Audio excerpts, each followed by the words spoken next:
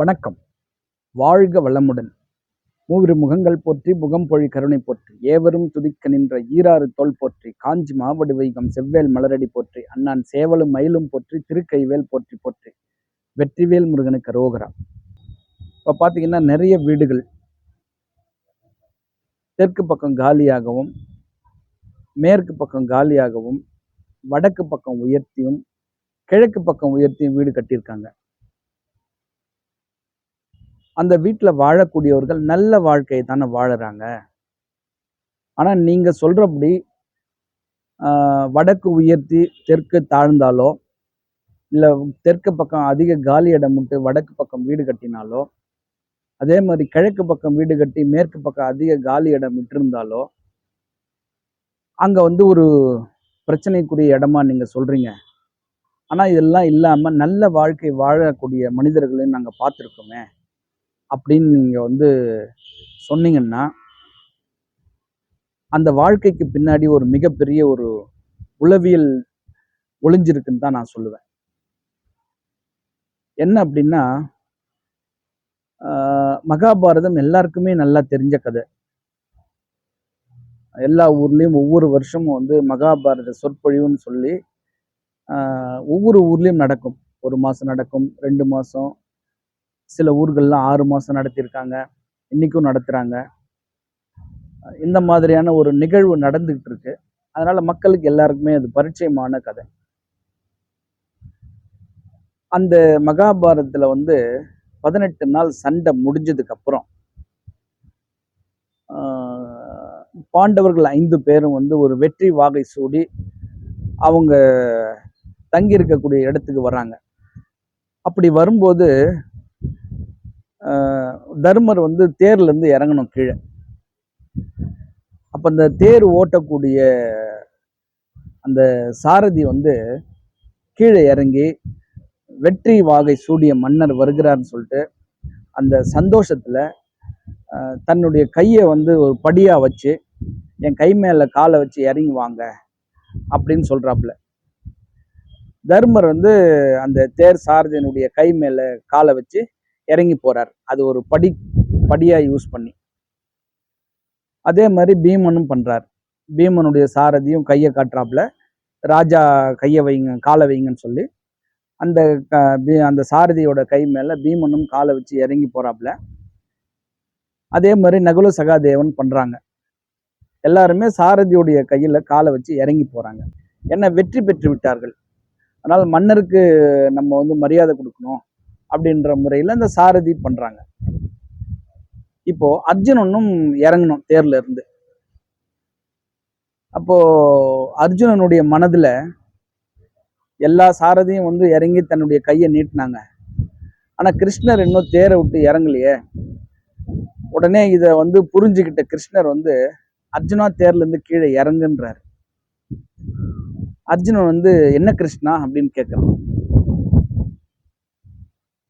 அப்போ மீண்டும் சொல்றார் கிருஷ்ணர், தேரை விட்டு கீழே இறங்குப்பா அப்படின்றார். கொஞ்சம் மன வருத்தத்திலேயே அர்ஜுனன் தேரை விட்டு கீழே இறங்குறாப்புல.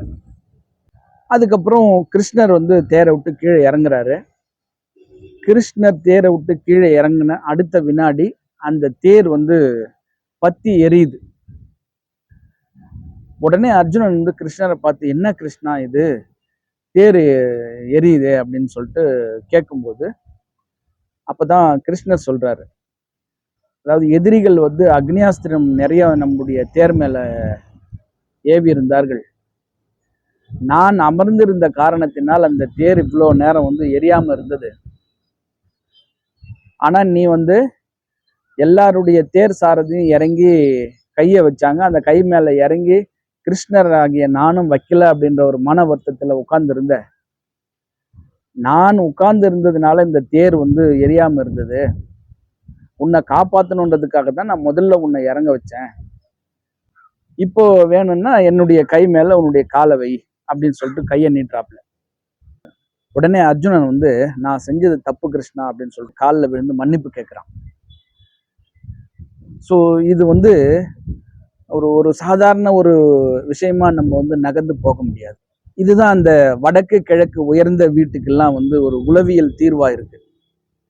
நீங்க பாத்தீங்கன்னா யாரெல்லாம் வடக்கு கிழக்கு உயர்த்தி வீடு கட்டி நல்லா வாழ்க்கை வாழுறாங்க அப்படின்னு நீங்க சொல்றீங்களோ, அந்த குடும்பத்துல நீங்க போய் பாத்தீங்கன்னா அவங்களையும் அறியாம யாராவது ஒரு மனிதர்கள் வேற ஒரு வீட்டை சார்ந்தவங்க அந்த வீட்டுல வந்து அவங்களுக்கு துணையா இருப்பாங்க. அவங்க வீட்டோடவே இருப்பாங்க. அவங்களுக்கு வேலை செஞ்சுக்கிட்டு இருப்பாங்க. அவங்களுக்கு தேவையானதெல்லாம் செஞ்சு கொடுத்துட்டு அவங்க சாப்பாடை சாப்பிட்டுட்டு அவங்க கூடவே இருப்பாங்க 24 மணி நேரமும் அந்த வீட்டிலே இருப்பாங்க. இது வந்து அந்த வீட்டுல இருக்கிறவங்களுக்கு தெரியாது. மற்ற வெளியில இருந்து பாக்குறவங்களுக்கும் தெரியாது. ஏன்னா அவர் வந்து அவங்க சொந்தக்காரங்க, யாருமே இல்லாதவங்க, அவங்க கூட்டிட்டு வந்து வீட்டுல வச்சிருக்கிறாங்க. இந்த மாதிரியான ஒரு எண்ணத்துல தான் போவாங்களே தவிர, வீட்டுக்கும் இந்த வாஸ்துக்கும் அவங்க இருக்கக்கூடிய மனிதர்களுக்கும் ஏதாவது தொடர்பு இருக்குதான்னா அது மற்றவங்களுக்கு தெரியாது. இப்படி தெரியாமலே நிறைய பேர் அந்த மாதிரியான வாழ்க்கை வாழ்ந்திருக்காங்க. ஆனா அந்த வீட்டுல வந்து தங்கி இருக்கிறாங்க பார்த்தீங்களா, அவங்க கூட அவங்க வந்து அந்த வீட்டை விட்டு போனதுக்கு அப்புறம் அந்த வீடு ஒரு மிகப்பெரிய ஒரு சரிவை சந்திக்குது. மிகப்பெரிய சோகத்துக்கு உள்ளாகுது. அந்த அந்த மாதிரியான இருக்கக்கூடிய வீடுகள், வடக்கு உயர்ந்து தெற்கு காலி இடம் அதிகமா இருந்த வீடுகள், கிழக்கு உயர்ந்து மேற்கு அதிகமா காலி இடம் இருந்த வீடுகள்லாம் வந்து அந்த வீட்டில் இருக்கக்கூடியவர்கள் கூட இருக்கிறவங்க போனதுக்கு அப்புறம் மிகப்பெரிய சரிவை சந்திச்சிருக்காங்க. இது வீட்டுக்கு மட்டும்தான் பொருந்துமா, தொழிலுக்கு பொருந்தாதான்னு கேட்டிங்கன்னா நிச்சயமா தொழிலுக்கும் பொருந்தும். இந்த மாதிரியான இடத்துல நீங்க வந்து பிஸ்னஸ் பண்ணும்போது வடக்கு உயர்ந்து தெற்கு அதிக காலி இடம், தெற்கு தாழ்வான இடம், மேற்கு தாழ்வான இடம், கிழக்கு உயர்ந்து இந்த மாதிரியான இடத்துல நீங்க வந்து பிஸ்னஸ் பண்ணும்போது அந்த இடத்துலையும் உங்க கூடவே உங்களுடைய சாப்பாடை சாப்பிட்டுட்டு உங்க கூடவே யாராவது இருக்கிறாங்க அப்படின்னா, சம்பளம் இல்லாம சம்பளத்தை எதிர்பார்க்காம இருக்காங்க அப்படின்னா நிச்சயமா அந்த இடத்துல செய்யக்கூடிய பிஸ்னஸ் வந்து ஒரு நல்ல டாப் பிஸ்னஸாக தான் இருக்கும். அந்த பிஸ்னஸால நல்ல வருமானம் வரும். அதே வேளை அந்த கூட இருக்கக்கூடிய மனிதர்கள் விலகி போயிட்டாங்க அப்படின்னும் போது மிகப்பெரிய ஒரு சரிவை சந்திக்க வேண்டியது இருக்கும் அந்த பிஸ்னஸ். அது வீட்டுக்கும் பொருந்தும், பிஸ்னஸ்க்கும் பொருந்தும். அப்போ நம்ம தவறான அமைப்புல வீடு கட்டி நம்ம நல்ல வாழ்க்கை வாழ்கின்றோம் அப்படின்னு நம்ம எண்ணும் போது நம்மையும் அறியாமல் இந்த இயற்கை வந்து ஒரு ஒரு ஒரு மனிதரை உங்க கூட வந்து சேர்க்குது. அது மனிதர்களாக இருக்கலாம், அதையும் தாண்டி மிருகங்களாக கூட இருக்கலாம். ஸோ அப்போ நீங்க தவறான இடத்துல நீங்க வந்து வீடு கட்டி நல்ல வாழ்க்கை வாழ்கிறார்கள் என்று எண்ணும் போது சில பல தியாகங்களை செய்த மனிதர்களும் அவங்க கூட இருக்கிறாங்கன்றத நம்ம வந்து புரிஞ்சுக்கணும். அப்ப அந்த மாதிரியான ஒரு வாழ்க்கை நமக்கு வேண்டாம், நாம நல்ல வாழ்க்கை வாழணும் அப்படின்னு நினைக்கிறவங்களுக்கு இந்த வடக்கு கிழக்கு அதிக காலி இடம் உண்டு, தெற்கு மேற்கு குறைவான காலி இடம், தெற்கு மேற்கு உயர்த்தி நீங்க வீடு கட்டி வாழ்ந்தீங்கன்னா நிச்சயமா அந்த வீட்டுல யார் வாழ்ந்தாலும் நல்ல வாழ்க்கை, ஆரோக்கியமான அமோகமான வாழ்க்கை நிச்சயமாக வாழ்வார்கள். இந்த அற்புதமான தகவலை கொடுத்த இந்த பிரபஞ்சத்திற்கு என் மனமார்ந்த நன்றி. மீண்டும் ஒரு நல்ல வாஸ்து தகவலோடு சந்திக்கின்றேன். ஆறிரு தடந்தோள் வாழ்க, ஆறு முகம் வாழ்க, வெற்பை கூறுசை தனிவேல் வாழ்க, குக்குடம் வாழ்க, செவ்வேள் ஏறிய மஞ்சை வாழ்க, யானை தன் அணங்கு வாழ்க, மாறிலா வள்ளி வாழ்க, வாழ்க சீர் அடியார் எல்லாம், வெற்றிவேல் முருகனுக்கு அரோகரா. வணக்கம். வாழ்க வளமுடன், எல்லாம் செயல் கூடும்.